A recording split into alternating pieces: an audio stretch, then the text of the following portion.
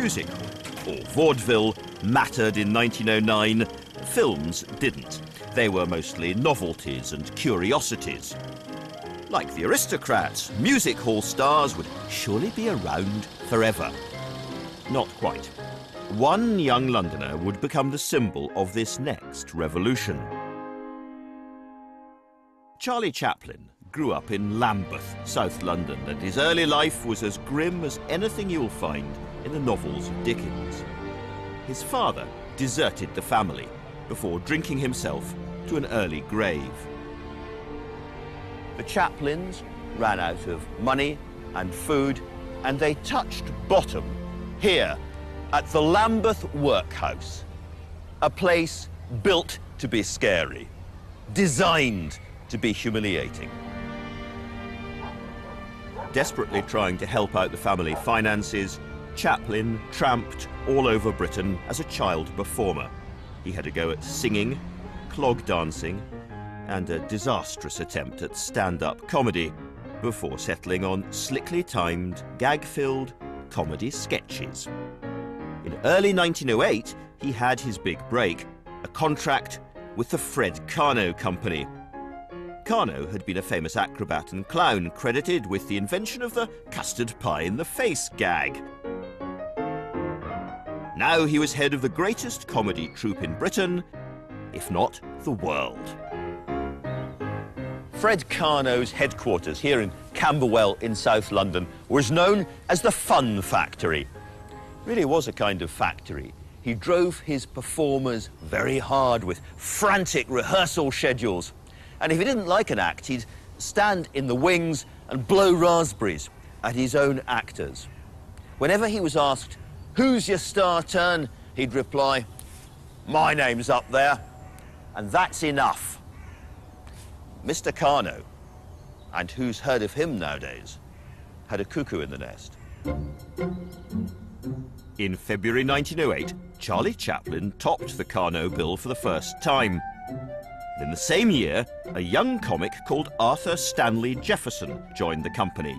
He's better known now as Stan Laurel.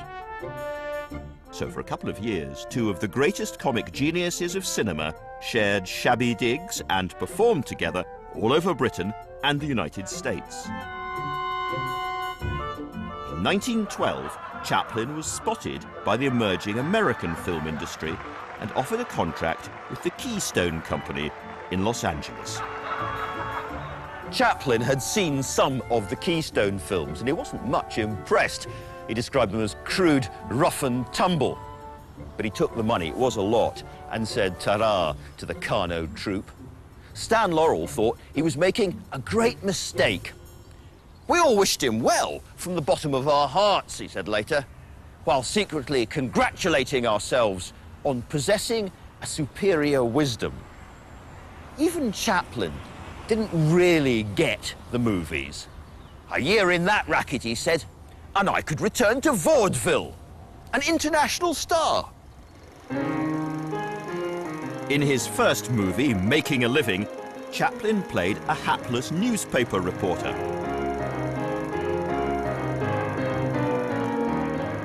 Drawing on his Karno training, he packed every scene of the 8-minute reel with improvised gags. Later, he sat down with great excitement to watch the edited version of his first performance on screen. And it broke his heart.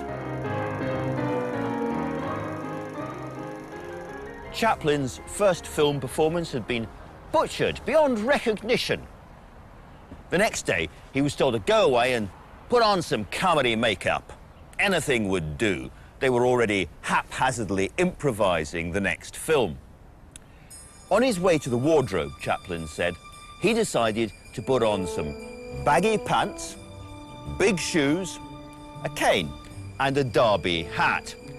Already gags and joke ideas were racing through his mind.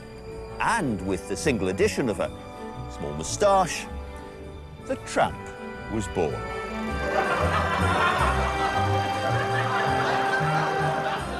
By 1912, the British were flocking to the movies in their millions. and the boy from the Lambeth workhouse would go on to become the greatest film star of the age. Had he not taken that reckless gamble on the other side of the Atlantic, he'd have been stuck in the declining world of the music hall. And Charlie Chaplin would be a name known only to a tiny number of enthusiasts. Actually, more likely, given the streets he came from, he would have signed up early for the First World War and been killed.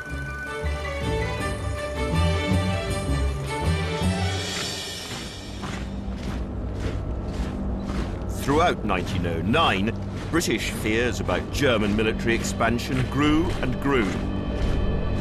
But 5 months after his great People's Budget speech, Lloyd George's attempt to balance defence and welfare was still being blocked by the House of Lords. In November 1909, by a huge majority, they finally kicked it out. The first time the Lords had ever rejected a budget. It was an act of suicidal stupidity.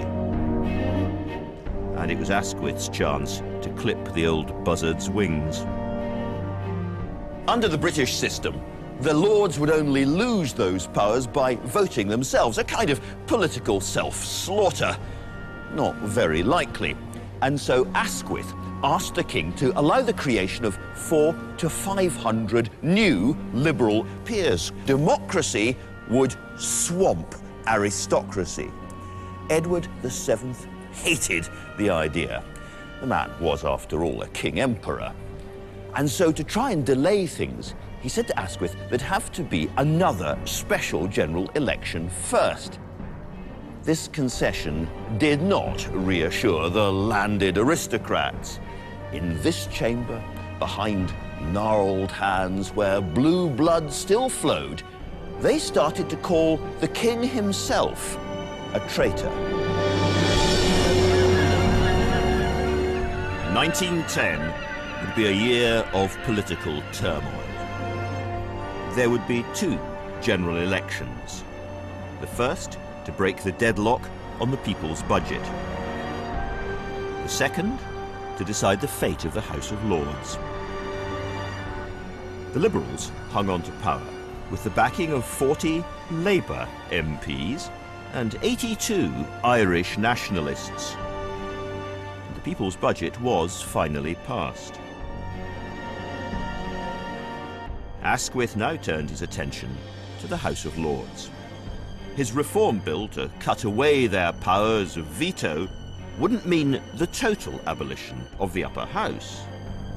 But it did mean that the domination of the House of Commons over this place would be near absolute.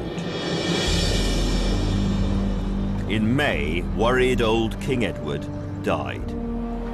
His successor, George V, was just as queasy, but he was afraid the monarchy would be the Liberals' next target. Feeling bullied and with great reluctance, he secretly gave Asquith the promise he'd been looking for.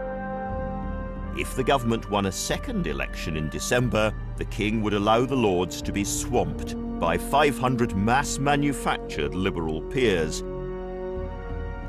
To the king's dismay, the Liberals won that election too. On the 23rd of July, 1911, Asquith set out for his parliamentary triumph. He had the king's promise to swamp the Lord's chamber with Liberal peers in his pocket. On the short journey, he was cheered by crowds. But when he got into the Commons chamber, Asquith was shouted down by almost berserk Tory MPs chanting, "Traitor! Traitor! Traitor!" and "Who killed the king?" After 45 minutes of this, Asquith gave up and walked out. But the last of the Romans wasn't going to crack. The Tory party itself was now at daggers drawn, with the leadership calling for surrender. 234 Tory peers eventually agreed to throw in the towel, including Lord Curzon, who'd led the campaign for the defence of aristocratic government.